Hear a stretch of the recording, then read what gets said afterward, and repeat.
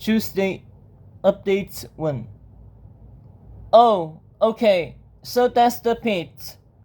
Someday it goes on forever, but Squayfellow told me the truth. It's actually just the fart. When you fall in, you'll fall for quite a long way, but after some 6,570 blocks, you'll eventually arrive in a bizarre world. A world of internal nights containing crystal-linked plants, lakes of glowing blue ooze, invisible things brushing past you and whispering into your ear, and yes, horrifying monsters.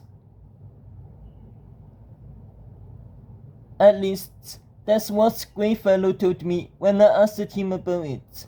Maybe he's just trying to scare me. He also said a race of peaceful mushroom people live there who know about such things as advanced crafting and advanced brewing, whatever that means. Anyway, 30 minutes later, over 1,000 monsters were standing around this seemingly bottomless hole that may or may not have led to a place 1,000 times crazier than the Nether. The prisoner was standing on the very edge, his back turned to us. Batswing was right behind him. Just say the word, Squayfellow, and I'll dropkick this punk into a brand new dimension. Please, the pigman said. Me, no, be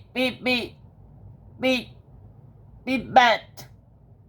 Then the mage closed his eyes for what must have been several minutes. Glass tears were running down Clyde's cheeks, and 2 witches were now trying to collect them. I stared at the pigman the whole time. Now where have I seen him before? That thing on his head. I saw a pigman wearing one of those before. Wait a second.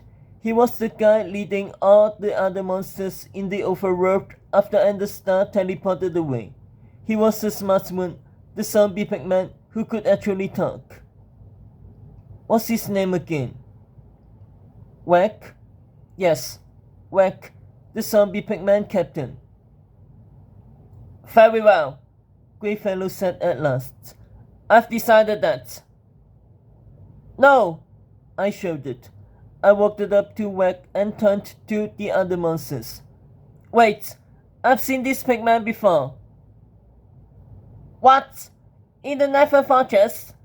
Batswing said. So what? In the overworld, I said. I watched from a distance as Enderstar's army panicked, blinded by sunlight. They had no idea how bright the sun can be. What's your point? Squayfellow said. Well, while I was watching them, I sensed something good in this pigman. Since he was wearing that thing on his head, he was the only one who wasn't blinded. He helped his fellow monsters return to the Nether by singing a song so that they could follow him.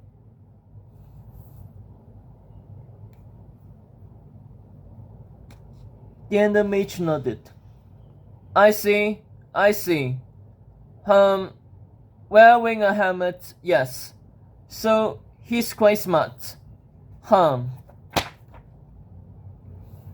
Not only that, I said. I could somehow sense that he didn't want to be there. Didn't want any parts of attacking the overworld. He kept hesitating whenever Enderstar spoke to him. Come on, Batswing said. You know we can't do anything but give this guy a good gig. He'll give away our location if we don't. Quiet, Squayfellow said. He walked up to Whack. Pigman, is this true? Do you really wish to abandon Enderstar's army and join us? Why, yes, Whack said. Me tired of Bossman, and me have many friends also tired of Bossman. Bossman always screaming, always want us do bad thing. We don't want to do bad things. Then why didn't you leave before? Greyfellow asked.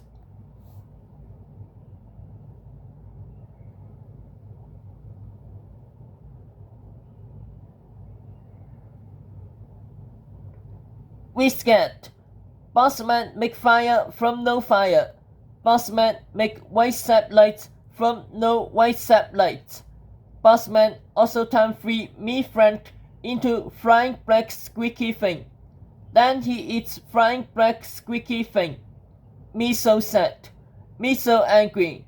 When me see flying black squeaky thing, me remember. Me cry. Me wants help beats him.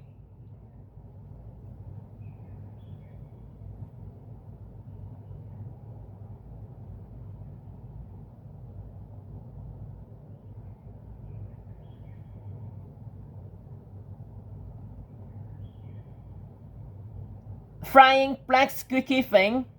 Batwing face-palmed. This is like talking to that kitten. Can you make sense, please?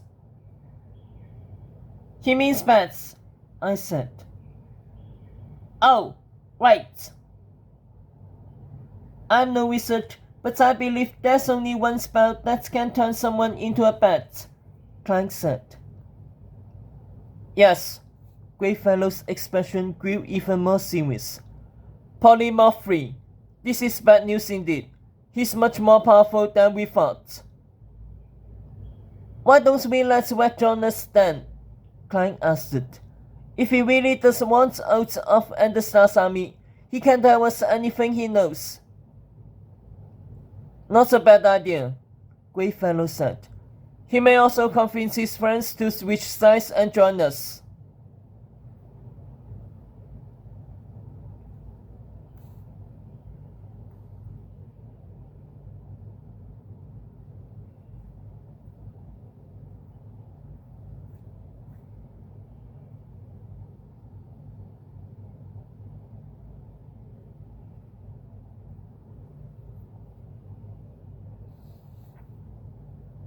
Batwing face palmed again.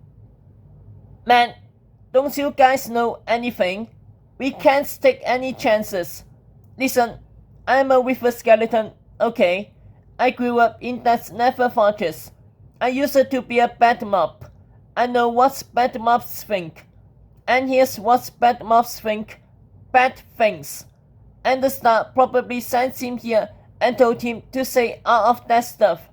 And once we finally start trusting him and let him stay here and feed him mushrooms and slime ball stew and the many other nasty things his kind is, he'll learn everything about us, go back to the Nether fortress, and scream like a pigman.